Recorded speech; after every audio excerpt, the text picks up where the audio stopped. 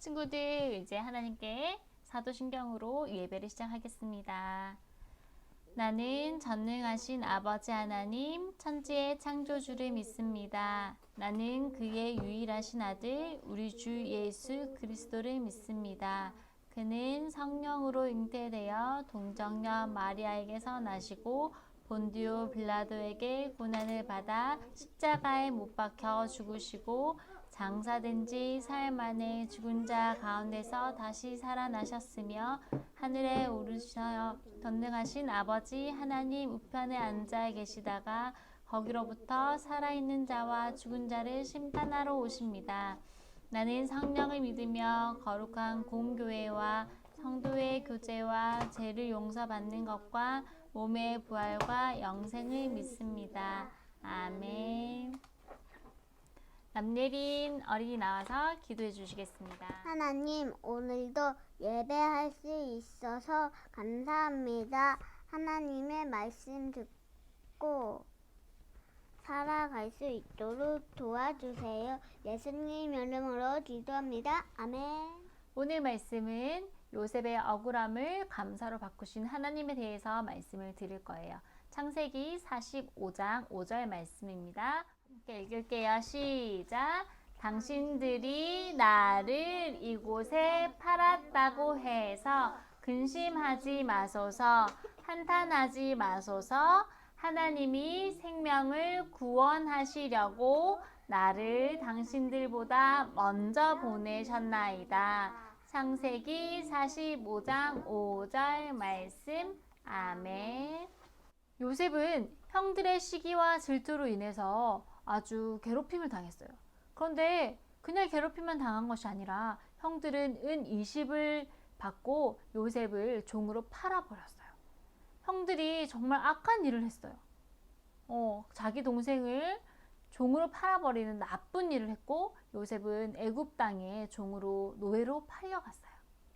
그러나 요셉은 그곳에서도 하나님께서 나와 함께 하실 거라는 믿음을 잊지 않고 늘 하나님을 의지하고 믿은 대로 살아갔어요. 하나님께서 요셉에게 보여주신 그 꿈대로 하나님은 나에게 행하실 거야 라는 그 믿음대로 요셉은 하루하루 열심히 살아갔어요. 자기에게 주어진 일을 성실하게 감당하고 정직하게 살아갔어요. 그랬더니 보디발의 집에서 요셉은 인정받는 사람이 되었어요. 그러나 그것도 잠시 보디발의 아내로 말미암아 요셉은 또 감옥에 갇혀야 하는 억울한 일을 당하고 말았던 거예요. 그럼에도 불구하고 하나님께서 요셉과 함께 하셨고 요셉은 그곳에서도 하나님을 찬양하고 열심히 지냈던 거예요.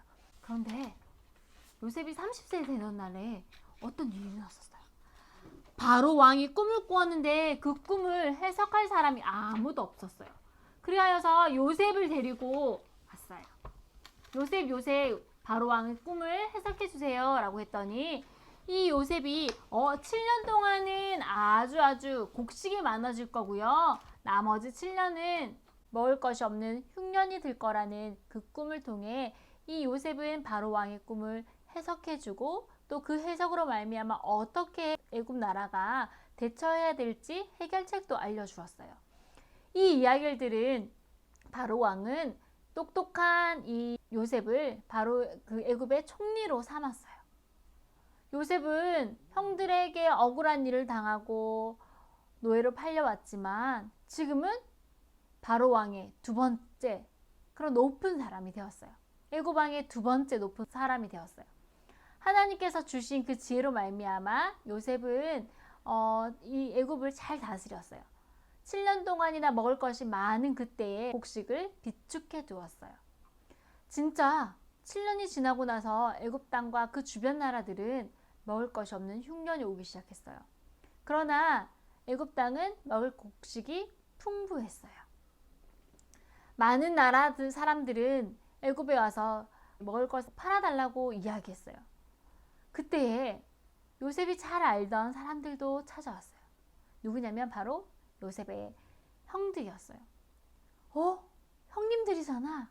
형님들이 먹을 것이 없어서 애굽에 있는 나라의 총리인 요셉을 찾아와서 먹을 것을 팔아달라고 강구했어요. 그런데 그 형님들은 이 요셉이 애굽의 총리가 된 것을 알지 못했어요. 요셉은 아주 힘이 있었어요. 지금이라도 당장 형들을 벌할 수 있는 힘이 있었어요. 자기를 노예로 팔아버리고 억울하게 힘들게 만들었던 이 형님들을 복수할 수 있는 힘이 있었어요. 그러나 그럼에도 불구하고 요셉은 그 힘을 형님들을 원망하거나 복수하는 데 사용하지 않았어요.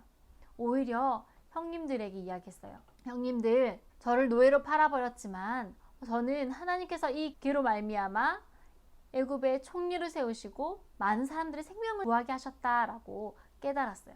그래서 억울함을 당했지만 그것으로 말미암아 더욱더 감사하고 하나님의 은혜로 생각했던 거예요.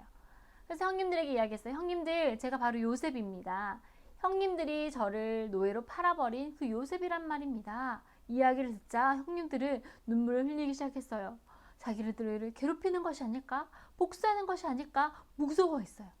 그럼에도 불구하고 이 요셉은 형님들에게 이야기했어요. 형님들 걱정하지 마십시오. 근심하지 마십시오. 형님들이 저를 팔아버렸지만 하나님께서는 형님들을 보다 저를 이곳에 먼저 보내셔서 많은 사람들의 생명을 구하는 데 사용하셨습니다. 하나님의 은혜입니다. 저는 하나님께 오히려 감사합니다. 라고 요셉이 고백했어요. 그리고 요셉은 아버지 야곱을 초대하고 가족들도 애굽으로 초대하였어요. 죽은 줄 알았던 요셉이 살아있다는 소식을 들은 야곱은 너무너무 기뻤어요. 그리고 요셉의 가족들은 고센 땅에 머물러서 함께 살게 되었어요. 우리에게도 요셉과 같은 일들이 당할 수 있어요. 잘못하지 않았는데 억울하거나 힘든 일을 당할 때가 있어요. 그럴 때 우리는 이 요셉을 기억해야 돼요. 맞아, 요셉도 억울한 일을 당했지. 그러나 하나님께서는 그 억울한 일을 말미암아 오히려 하나님께서 은혜 주시고 하나님께 감사할 일로 사용하셨지 라고 우리 이 요셉을 떠올렸으면 좋겠어요. 우리에게도 힘들고 어려운 일이 찾아올 때마다 원망스러워, 화가 나, 하나님 원망해요, 사람들 미워해요 가 아니라 하나님, 이 일로 말미암아 하나님께서 저를 더 크게 사용하실 줄 믿습니다. 하나님, 이 일로 말미암아 하나님의 영광이 드러나길 원합니다 라고 고백했던 요셉처럼 우리 또한 그러한 믿음으로 살아가는 친구들이 되기를 간절히 바랍니다. 기도하겠습니다. 하나님, 감사합니다. 어렵고 힘들고 억울한 일을 당했던 요셉이었습니다. 그러나 하나님께서 인도하여 주셔서 억울하고 힘든 일들이 감사로 바뀌고 하나님의 은혜로 바뀌었음을 고백합니다. 하나님, 우리도 하나님의 말씀을 듣고 그 말씀대로 살아가길 원합니다. 힘들고 어려울 때마다 하나님을 떠오르게 하시고 우리와 함께 하시는 그 하나님을 의지하며 나아갈 수 있는 믿음을 더하여 주시옵소서. 그리하여서 우리의 환경이 바뀌지 않았어도 우리의 마음이 하나님을 찬양하며 하나님께 은혜를 구하며 또 모든 것들에서 감사할 수 있는 믿음을 우리에게 더하여 주세요. 예수님의 이름으로 기도합니다. 아멘. 주기도문으로 예배를 마치겠습니다. 하늘에 계신 우리 아버지, 아버지의 이름을 거룩하게 하시며 아버지의 나라가 오게 하시며 아버지의 뜻이 하늘에서 이루어진 것 같이 땅에서도 이루어지게 하소서. 오늘 우리에게 일용할 양식을 주시고 우리가 우리에게 잘못한 사람을 용서하여 준 것 같이 우리 죄를 용서하여 주시고 우리를 시험에 빠지지 않게 하시고 악에서 구하소서. 나라와 권능과 영광이 영원히 아버지의 것입니다. 아멘. 축도하겠습니다. 지금은 우리 주 예수 그리스도의 은혜와 하나님의 다함 없는 사랑과 성령님의 교통하심이 억울하고 힘든 일을 당하여도 하나님께서 함께 하실 거라는 믿음 가지고 그것을 감사로 바꾼 요셉처럼 살아가길 다짐하는 주님의 자녀들 위해 지금으로부터 영원토록 함께 하시기를 간절히 축원하옵나이다. 아멘.